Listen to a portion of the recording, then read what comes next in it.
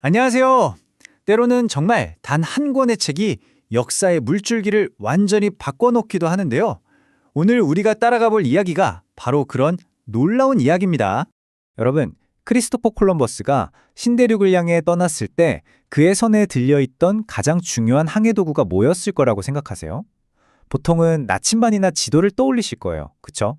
하지만 놀랍게도 정답은 나침반도 지도도 아니었습니다. 그의 항해에 가장 결정적인 길잡이가 되어준 건 바로 200년이나 된 낡은 책 한 권이었거든요.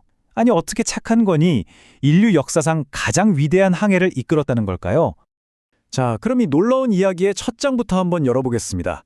콜럼버스가 그 거친 대서양을 건너는 내내 품에 꼭 지니고 다녔다는 비밀스러운 동반자에 대한 이야기입니다. 1496년 콜럼버스가 미지의 바다를 향해 떠났을 때 말이죠. 그의 배에서 가장 소중했던 건 아마 금은보화나 최신 장비가 아니었을 겁니다. 바로 마르코 폴로의 여행기였어요. 그는 이 책을 그냥 심심풀이로 읽은 게 아니라 실제 항해의 방향을 알려주는 지침서처럼 여겼습니다. 그렇다면 대체 이 책은 누가 쓴 걸까요? 이제 시간을 무려 200년 전으로 훌쩍 거슬러 올라가서 이 모든 이야기의 시작점인 마르코 폴로라는 인물을 만나봐야 합니다. 마르코 폴로가 임종 직전에 이런 말을 남겼다고 해요. 나는 내가 본 것의 절반도 채 이야기하지 못했다. 이 한마디에 참 많은 게 담겨 있죠. 그의 여정이 얼마나 경이로웠는지, 그리고 동시에 당시 사람들이 그의 이야기를 얼마나 믿기 힘들어했는지를 보여주는 말입니다. 좀 흥미로운 사실은요, 마르코 폴로는 스스로를 탐험가라고 부르는 걸 별로 좋아하지 않았대요. 대신 나그네라고 칭하는 걸 더 선호했다고 합니다. 뭔가를 정복하거나 발견하는 게 아니라 그저 세상을 두 발로 걸으며 보고 느끼는 사람. 그의 정체성이 바로 여기에 담겨 있는 거죠. 그의 책은 당시 유럽인들에게 정말 충격 그 자체였습니다. 여기 좀 보세요. 종이로 돈을 만든다니요?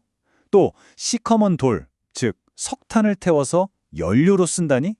게다가 제국 구석구석을 잇는 몽골의 엄청난 우편 시스템까지 당시 유럽의 상식으로는 도저히 상상도 할 수 없는 이야기들로 가득했던 겁니다. 당연히 사람들은 믿지 않았죠. 에이, 전부 거짓말 아니야? 하면서요. 그래서 그의 책에 붙은 별명이 1밀리언의, 우리말로 하면 100만 가지 거짓말이었습니다. 근데 참 아이러니하죠. 바로 그 조롱 섞인 별명 때문에 이 책이 오히려 더 전설이 되어버렸으니까요. 그런데 더 놀라운 사실은 뭔지 아세요? 이 어마어마한 대소사시가 무슨 화려한 서재에서 쓰인 게 아니라는 겁니다. 차갑고 어두운 감옥 바닥에서 태어났어요. 전쟁 포로로 잡힌 폴로가 동료 수감자에게 자신의 기억을 그냥 쭉 읊어준 게 바로 이 책이 된 거죠. 정말 대단하지 않나요? 자, 이제 다시 200년 뒤로 시간을 점프해 보겠습니다. 이 100만 가지 거짓말의 가장 열렬한 독자, 크리스토퍼 콜럼버스를 만나볼 시간입니다. 근데요, 콜럼버스를 단순한 탐험가로만 보면 좀 아쉬워요. 오늘날의 시각으로 보면 그는 아주 대단한 벤처 사업가였습니다. 당시 유럽 상황이 아주 절박했거든요.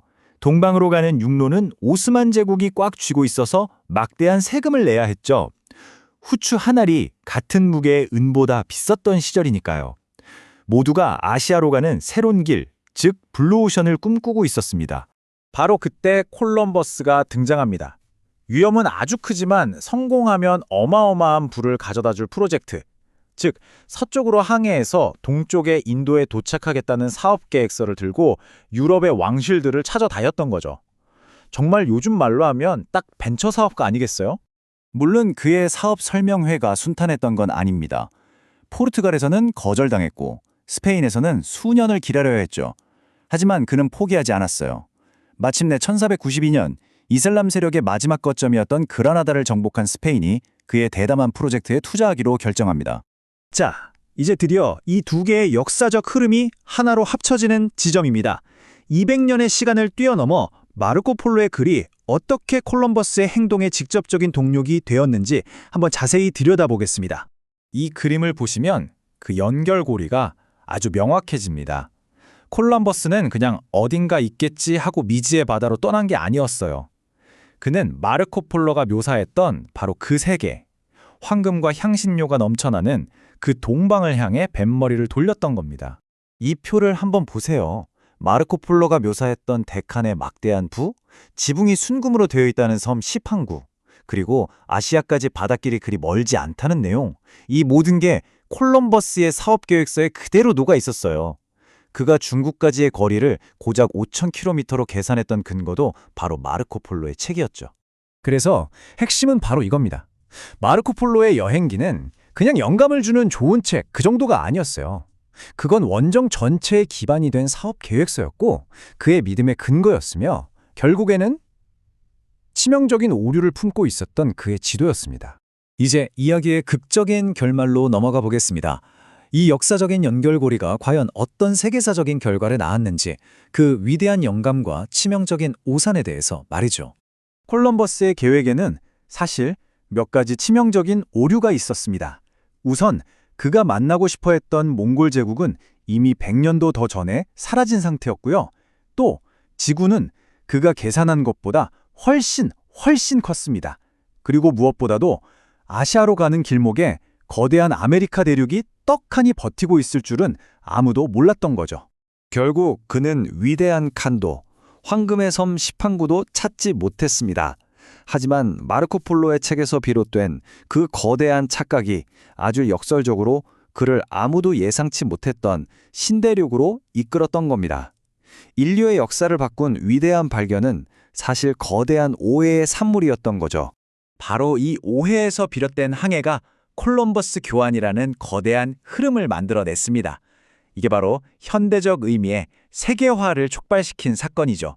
아메리카의 옥수수와 감자가 유럽으로, 유럽의 밀과 말이 아메리카로 전해지면서 전 세계의 식탁과 생태계 그리고 문명 전체가 뒤바뀌는 계기가 된 겁니다. 이 이야기의 가장 큰 아이러니는 바로 이겁니다. 콜럼버스는 1506년 세상을 떠나는 그 순간까지 자기가 발견한 땅이 아시아의 일부라고 굳게 믿었다는 사실입니다. 그는 자신의 발견이 가진 진정한 의미를 끝내 깨닫지 못했던 거죠. 마지막으로 이런 질문을 던져봅니다. 만약 인류 역사상 가장 위대한 발견이 사실은 가장 위대한 오해에서 비롯된 것이라면 어떨까요? 역사를 움직이는 건 과연 치밀한 계획일까요? 아니면 예기치 않은 실수와 한 권의 낡은 책에서 비롯된 영감일까요? 오늘 이야기는 여기까지입니다. 감사합니다.